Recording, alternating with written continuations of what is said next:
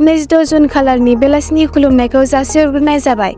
हादरनि रादाबाव नोंथांमोन बयखौबो बरायबाय। अन्नानै हादरनि रादाब चेनेलखौ लाइक आरो साबस्क्राइब खालामना हो। दानिया फैदो दिनैनि रादाबनि हेडलाइन्सआव। सेथियाव, आसामनि हाग्रा बिफान मानास हायुङारि पार्कनि साखाथियाव सानै दुथां मैहुर खालामग्राफोरखौ मैया हमदों, जेराव गोबां बिबांनि आयेन बेरेखा हाग्रानि जिब-जुनारनि बेसादफोर आरो हाथियारफोरखौ बोखांनो हादों। लाइसेन गयारी आरो कालीचरण बसुमतारी, बिसोर सानैयानो हमजादों। नैथियाव, 34 लाख रां लुथिदों क'क्राझारनि एक्सिस बेंकनि साखाथियाव सानावनो दुथांफोरा। LIC मावख'निफ्राय सासे सुबुङा 34 लाख रांनि बेग लानानै एक्सिस बेंकआव डिप'जिट खालामनो थांनायावनो सानै दुथांफोरा बाइकजों फैनानै रांनि बेगखौ सिख'ना जाथाय जायगानिफ्राय खारखोमा लाङो। बे गासै जाथाया CCTVआव सेबखांजादों। थामथियाव, उदालगुरि रौता लामायाव लामानि गिख्रंथाव जाब्रबथाय जायो मैया। बे लामानि जाब्रबथायाव सानै बाइकजों दावबायग्राया लामायाव थाथ'नाय डाम्पाराव सौग्रावनानै जायगायावनो थैनो गोनां जायो। ब्रैथियाव, मणिपुरनि कुकिज मेजरिटि ओनसोलाव इउनियन टेरिटरि दाबिनायनि मोनसे गिदिर हेंथा सोमावसारनाय एबा रेली खालामदों मैया।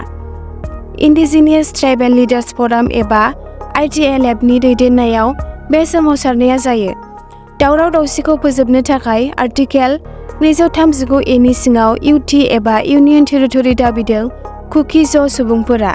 बाथियाव, आबाद फोथारनिफ्राय न' फारसे दै बारनानै फैफिननो नागिरनायाव चिरां जिल्लानि सिङाव थानाय सिडली मिलनपारानि सोमब्ला बसुमतारीया देरबोनाय दैमानि दैनि दाहारजों बुखारजानानै थैनो गोनां जायो। दथियाव, बाक्सा जिल्लानि सिङाव थानाय माजुरगाव गामिनि बाबुल रामसियारिया न' खाथियावनो थानाय जुरान आलीनि फार्मासियाव आथिं सागानायनि बिजि थुजानानै एबा फार्मासियाव फाहामथाय लानानै थैनो गोनां जायो। बाबुल रामसियारिनि नखरनि बादिब्ला बे बिजि थुजानायनि जाहोनावनो जिउ खहा जादों होननानै सिमलागुरि आउटपस्टआव बिथांनि नखरनिफ्राय एजाहार होयो। बे एजाहारखौ नोजोर होनानै पुलिसआ फार्मासिनि मालिक जुरान आलीखौ हमो। स्निथियाव, मैयानि एक्स-NDFB फोरनि हियारिंआबो केन्सेल जाबाय। बिब्दि जावले-जावले हियारिंआ केन्सेल जानाया मोनसे दुखुनांथाव जाथाय जाबाय जोंनि बर' हारिनि थाखाय। एसेनोसै दिनै हादरनि रादाबाव। भिडिअखौ जोबजासिम नायनायनि थाखाय हामबायसै। नोंथांमोननिसिम गुरैयै खावलायनाय, अन्नानै हादरनि रादाब चेनेलखौ साबस्क्राइब आरो नटिफिकेशन बेलखौ अन खालामनानै दोन हादरनि रादाबनिफ्राय नटिफिकेशन मोननो थाखाय।